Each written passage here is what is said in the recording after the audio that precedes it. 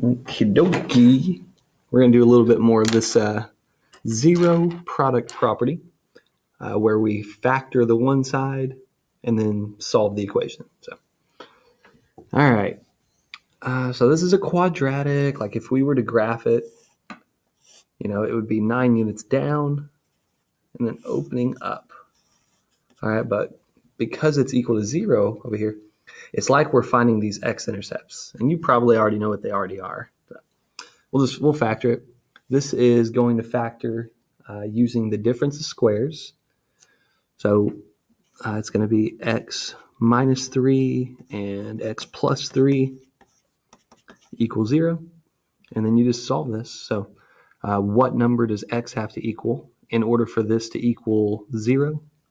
Well, x could equal 3 or x could equal negative 3. So those are our two x-intercepts there and there. Now this one you could have solved, you could have solved it easier.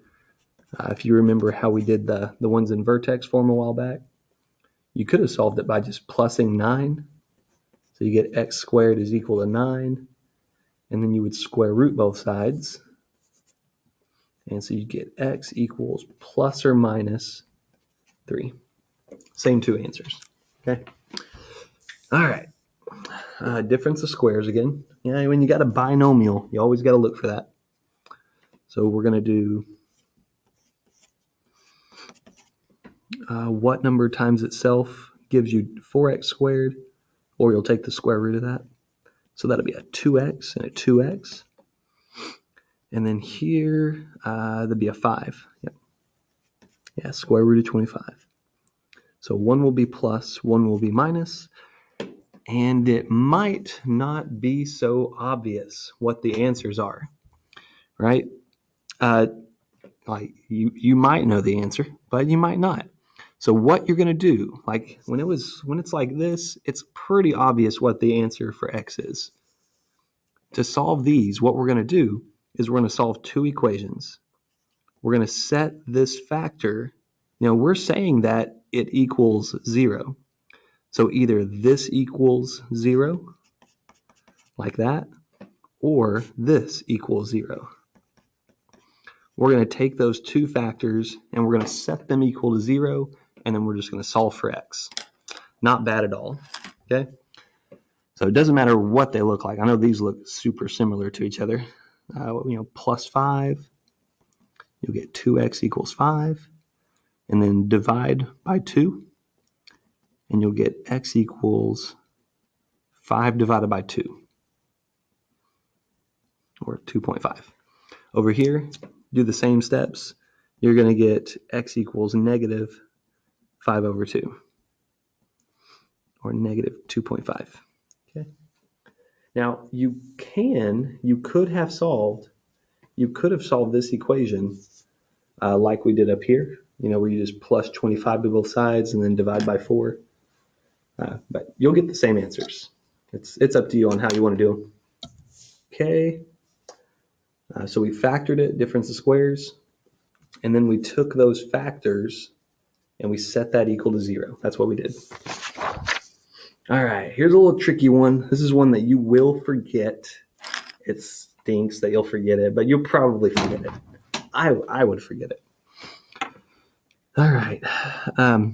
Can't do difference of squares the way it's set up right now, but you can factor this. It can be factored. What do they have in common? That's what you got to look for, the GCF. They both have an x in common. Okay, so if you take away an x, the x squared just becomes an x. The 3x becomes a 3. All right, and now you should be able to tell what the two answers are. Okay, in order for this statement to equal 0, since you have this times that, either x could equal 0 or x could equal 3. Those are our two solutions for this original equation. I mean, 0 kind of makes sense. Yeah, plug in 0, you get 0 for that whole statement. But what we did was I took this factor. That x is a factor because it's connected by multiplication. and I'd set that equal to 0, and bam, I solved it. What we did was we took that x minus 3, and we can set that equal to 0, and that's how we're getting x equal 3. All right, so factor the GCF. Always got to remember to look for that. Oh boy. Okay. All right, GCF, we'll go ahead and do that. Factor out an x. We'll get a 4x if you take an x away out of that. If you take an x away from this x, remember we're dividing is what we're doing. This is going to be a 1. You can always check yourself. X times 4x is 4x squared. X times 1 is x. So set these equal to 0, and then we're going to solve. This one's pretty easy. You set that equal to 0, and you're done. 0 is one solution. You're going to set this factor equal to 0 as well.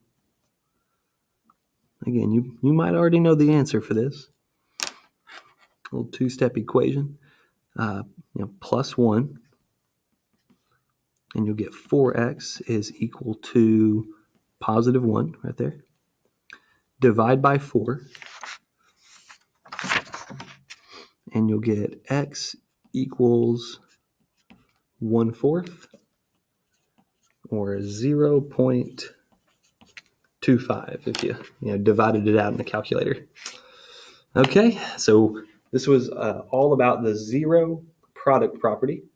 And the goal, the way we did it, was we factored, we'll make sure the right side's equal to 0 first, but we factored the left side and then set those factors equal to 0.